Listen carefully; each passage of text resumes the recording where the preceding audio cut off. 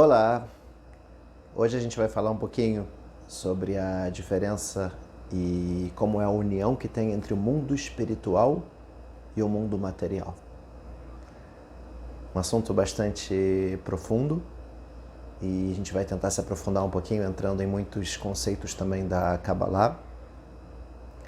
E a ideia é que qualquer coisa do plano material tem uma coisa espiritual por trás.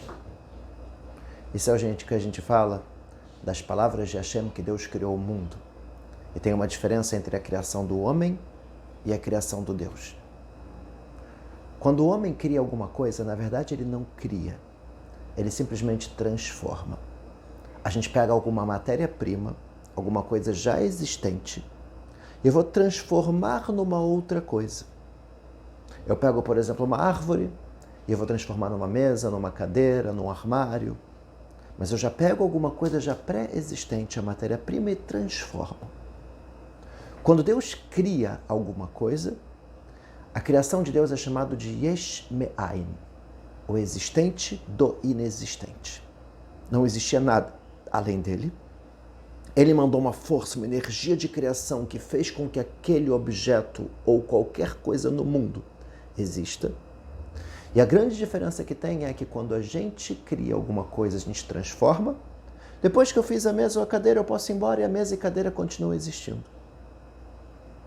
Quando Deus cria alguma coisa, aquela criação veio a partir do nada, de uma energia espiritual que Deus mandou para o mundo e ele precisa manter e segurar aquilo para que aquilo possa existir a cada instante.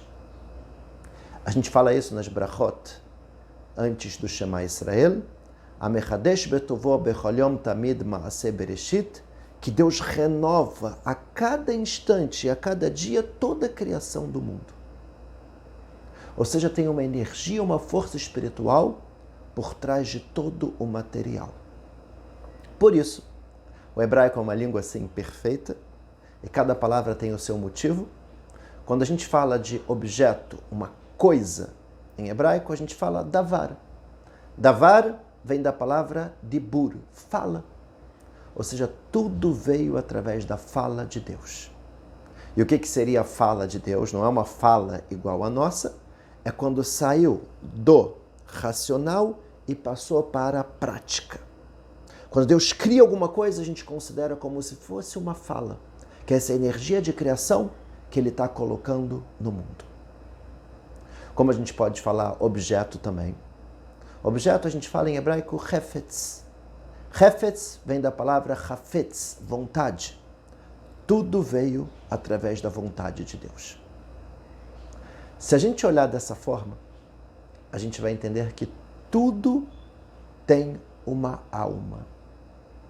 O ser humano tem uma alma, os animais também têm uma alma, num nível um pouco menor, o mineral também tem uma alma, vegetal também tem alma, tudo tem alguma parte espiritual por trás. Inclusive o nosso mundo, o planeta como um todo, ele também tem uma alma. Está escrito que a alma do mundo foi criada e colocada no mundo no dia do Shabat, assim fala o Or HaChaim HaKadosh. Dessa forma, a gente pode entender também o nome. Como é que a gente fala mineral em hebraico? Domem. Domem vem da palavra dom, silêncio. Existe alguma coisa espiritual, mas aquilo está em silêncio. Aquilo não tem movimento. Mas alguma coisa espiritual tem por trás do plano mineral. Ou seja, tudo tem o espiritual. Assim a gente pode entender também a ideia da idolatria, que a princípio é uma coisa completamente lógica. Como pode ser que a pessoa cria uma espécie de estátua e de repente ela fala que aquela estátua criou a ela? Ou ele criou uma coisa que tem mais força do que ele mesmo? Como surgiu a idolatria? As pessoas tinham sim uma visão espiritual do plano material e elas entendiam que, a partir do momento que tem uma forma ou alguma coisa material, existe uma revelação de Deus, uma espiritualidade por trás do material. A revelação de Deus que está por trás disso. E é para isso que eles rezavam. Quando falavam dos astros e tal, eles entendiam que tem sim uma influência dos astros em relação ao que acontece no mundo. Eles entendiam que isso vinha através de Deus. Mas eles entendiam também que Deus estava por trás de todos os astros. Era uma manifestação da forma como Deus agia. Então vamos rezar para o Deus que está por trás dos astros. Se a gente aproximar um pouco mais da nossa realidade, é como se eu pegasse uma cadeira e eu dissesse que Deus está em todo lugar, inclusive na cadeira, e eu quero rezar para a presença de Deus que está na cadeira. Isso é errado, e assim é como surgiu e começou a idolatria. O próprio bezerro de ouro. Eles construíram um bezerro e falaram: esse é o nosso Deus que tirou a gente do Egito. Eles sabiam, é claro, que não foi o bezerro que tirou eles do Egito. Mas o que eles pensavam? A presença de Deus que está por trás dessa imagem é isso que tirou a gente do Egito. Ou seja, Deus está presente em todo lugar. E através de uma visão que o espiritual está por trás do material, as pessoas começaram a chegar na idolatria. E agora vamos começar a entender o que é o Olam Abá, o mundo vindouro, o mundo das almas. E aqui, na verdade, é muito interessante que se a gente olhar na Torá escrita inteira, não aparece claramente o mundo vindouro, o mundo espiritual, o mundo que vem depois do nosso mundo. É claro que no Talmud, em Masechet Sanedrin, no Tratado de Sanedrin, ele mostra vários e vários locais que estão escritos sobre o mundo vindouro, mas não está de uma forma tão clara. Por quê? O momento que começa a aparecer o mundo vindouro, um outro mundo, de forma clara, é no Talmud, na época do Segundo Templo, há aproximadamente 2000 anos atrás. E está escrito: Mishekilkelu Aminim, quando as pessoas que negavam a Torá começaram a dizer que só existia um mundo, nesse momento, nossos sábios decretaram para, na reza, dentro do templo, a gente na brachá falar desde esse mundo até o próximo mundo. Mas até aquele momento a gente não falava assim. E por quê? Porque a visão das pessoas, e talvez a visão correta, é que só existe um mundo. Como assim? Como era essa visão das pessoas? É como quando a gente fala com alguém. Quando eu vou falar com uma pessoa, eu falo: como vai? Tudo bem? Como você está? Eu estou falando no singular. Mesmo que eu sei que quando eu estou falando com aquela pessoa, ela tem o corpo e ela tem a alma. Mas quando eu falo, eu considero como se fosse uma única coisa. Assim também no plano espiritual e no nosso mundo, a gente tem o mundo material, que é o que a gente conhece, e a alma do mundo, a parte espiritual, que é o que está por trás. Só que desde o momento do recebimento da Torá, a gente entendia que é uma coisa só. Atualmente a gente está vendo somente o plano material, mas a gente sabe que por trás tem o plano espiritual. Não é um outro mundo. Na verdade, é o que tem por trás do nosso mundo. Vamos entender isso bem. Na verdade, os nossos olhos só olham o material. É como se a gente fosse dar um exemplo de uma pessoa que ela chega, um extraterrestre chega no planeta Terra. E ele quer saber exatamente como são os seres humanos. Ele começa a olhar por baixo da porta e ele começa a ver um monte de sapatos. Isso quer dizer que os seres humanos são sapatos? A verdade é que na Kabbalah, Ele compara o nosso corpo físico com sapatos. Da mesma forma que só a pontinha do nosso corpo é o que entra no sapato, assim também só a pontinha da nossa alma é que entra no nosso corpo. Quando a gente está no nosso mundo material, a gente está olhando somente os sapatos. Eu estou olhando somente os corpos. É que nem o extraterrestre começa a olhar por baixo da porta. Mas quando a gente morre, que é o momento que a porta se abre e de repente a gente consegue ter uma visão espiritual, a gente vê que tem muito mais do que os sapatos. E aqui vamos para mais uma pergunta interessante. Aonde fica o mundo espiritual? Aonde é o Olam Abá, o mundo vindouro? Ou talvez a gente pode perguntar também, aonde é o inferno? Será que o mundo vindouro, o paraíso, é nas nuvens? É um outro planeta? Será que o inferno é embaixo da terra? Ou será que não? Na verdade, se fossem lugares diferentes, seria muito difícil para as pessoas boas estarem tendo uma tranquilidade num lugar maravilhoso, enquanto eles sabem que muitas vezes parentes ou pessoas próximas estão num outro lugar com muita dificuldade. Tem uma parábola que eu não sei até que ponto, eu não sei a origem dela, mas eu acho que a mensagem ela é muito bonita, que fala sobre como seria o paraíso e como seria o inferno. E a ideia é mostrar que as pessoas estão com muita fome, e tem uma mesa muito grande, bonita, extremamente pronta,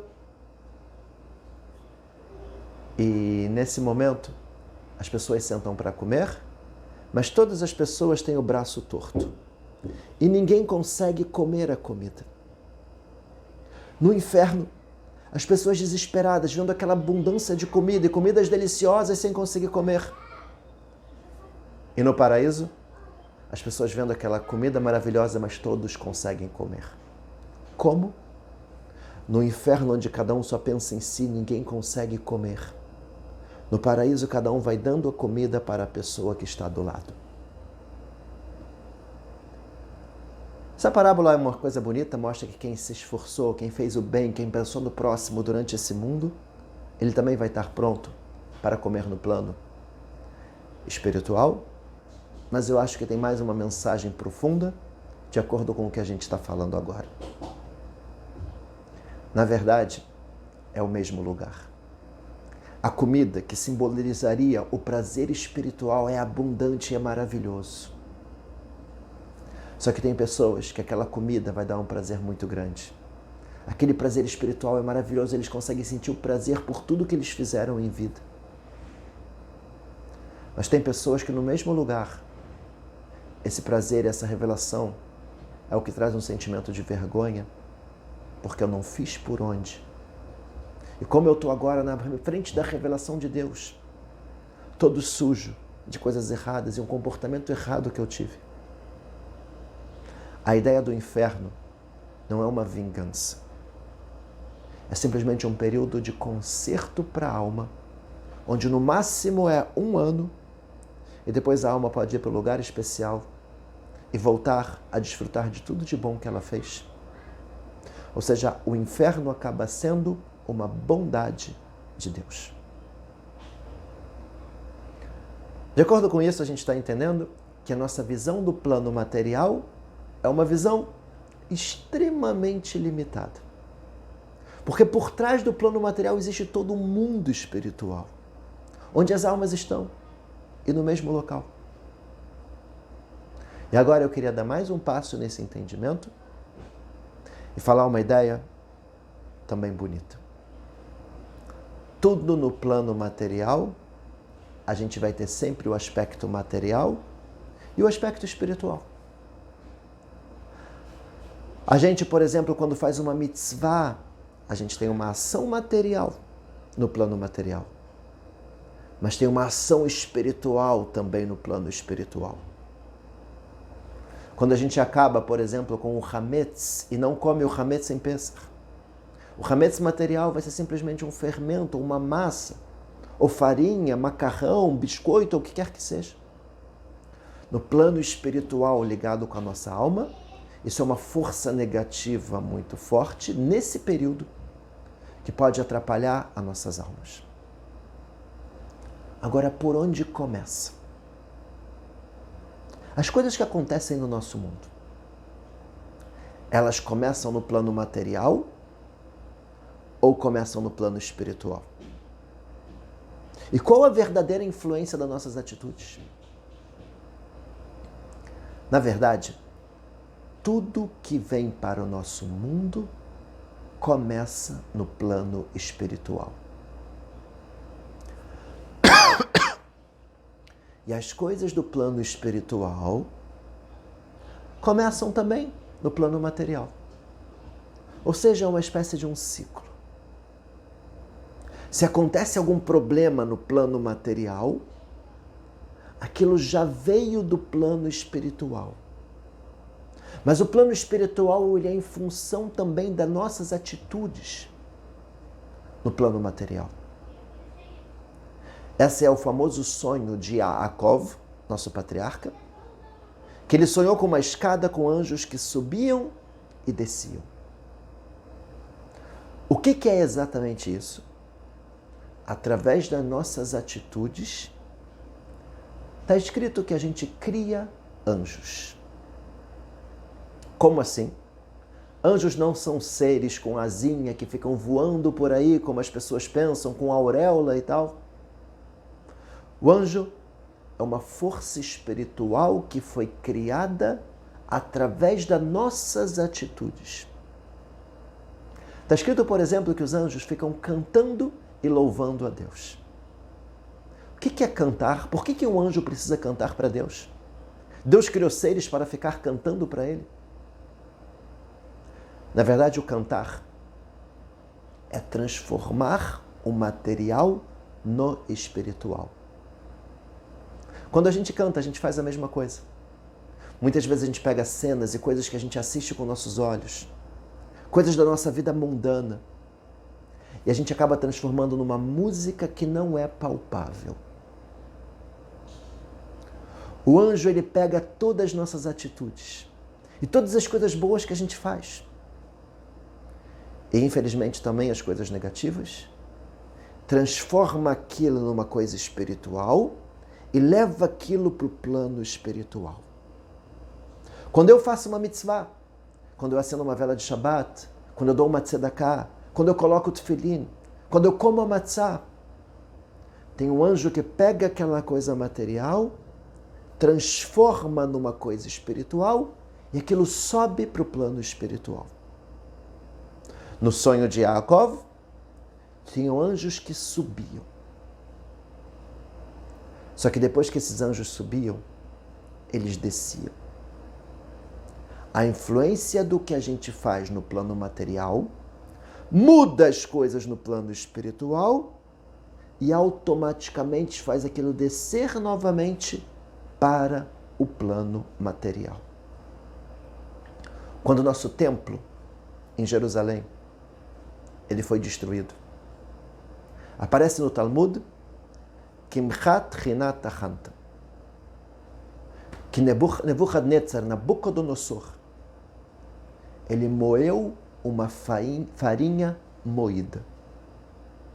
A gente já tinha destruído.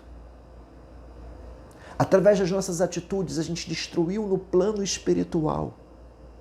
E simplesmente como consequência disso, veio o inimigo e destruiu no plano material.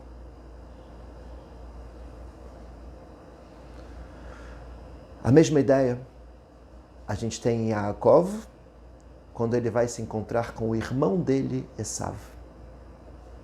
E o irmão dele queria matar ele, porque ele tinha roubado a bênção do primogênito. Voltando rapidamente à história,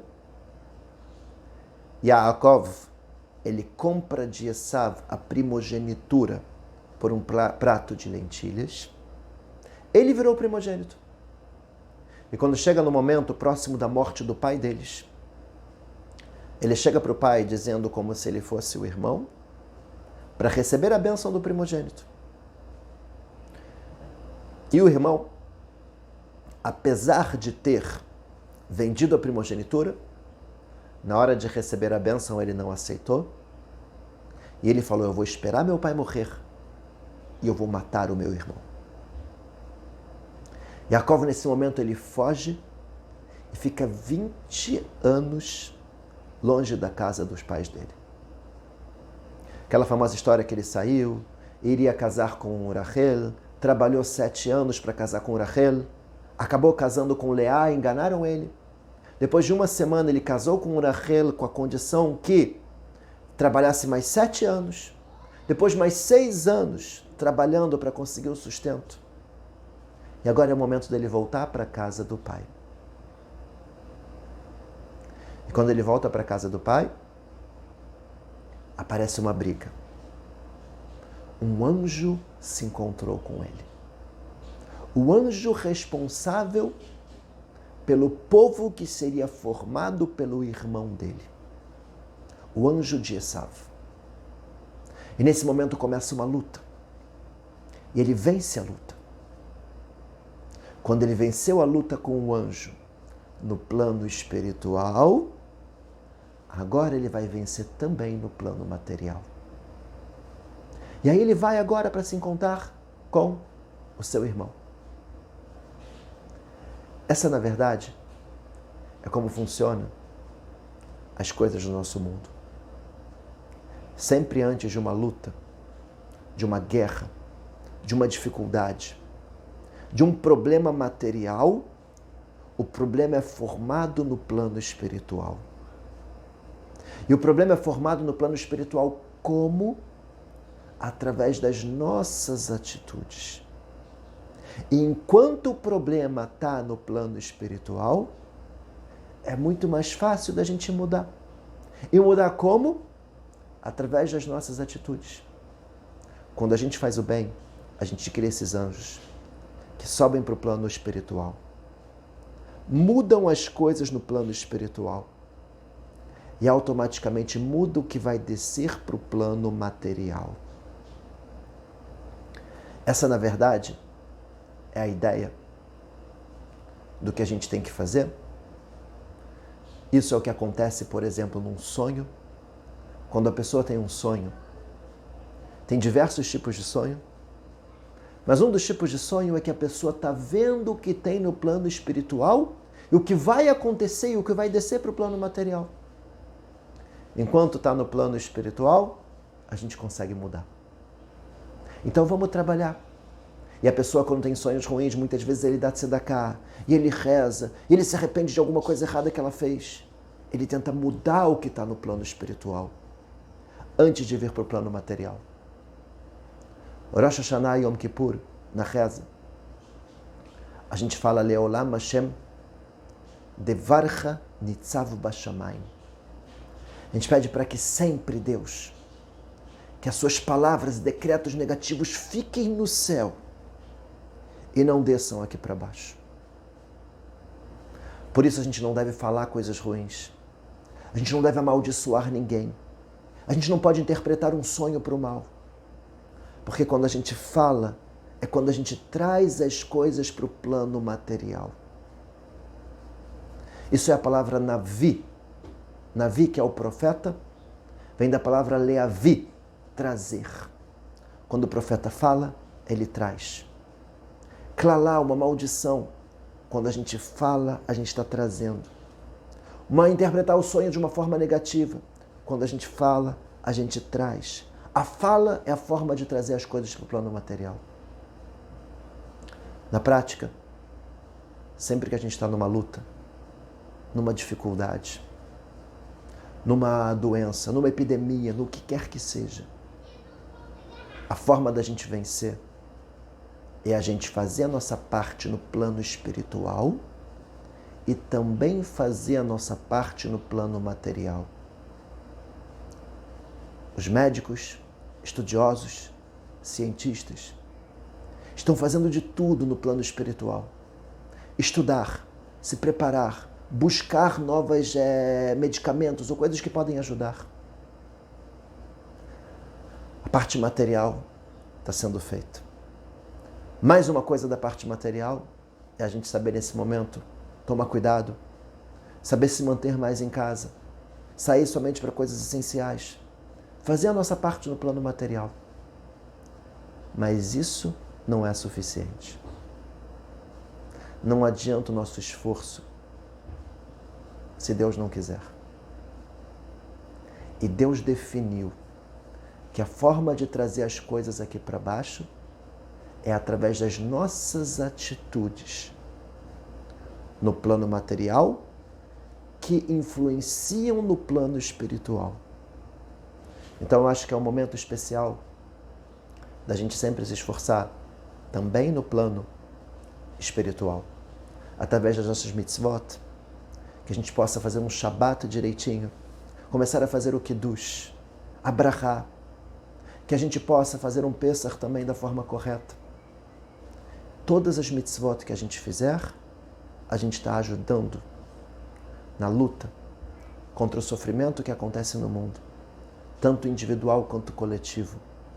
Cada mitzvah que a gente faz, a gente traz um pouco mais da luz de Hashem para o mundo, afastando todo o mal. Bezerrat Hashem, que a gente possa ter esse entendimento de como o espiritual e o material se unem. E como através das nossas atitudes a gente consegue mudar o que acontece aqui no nosso mundo. Ok.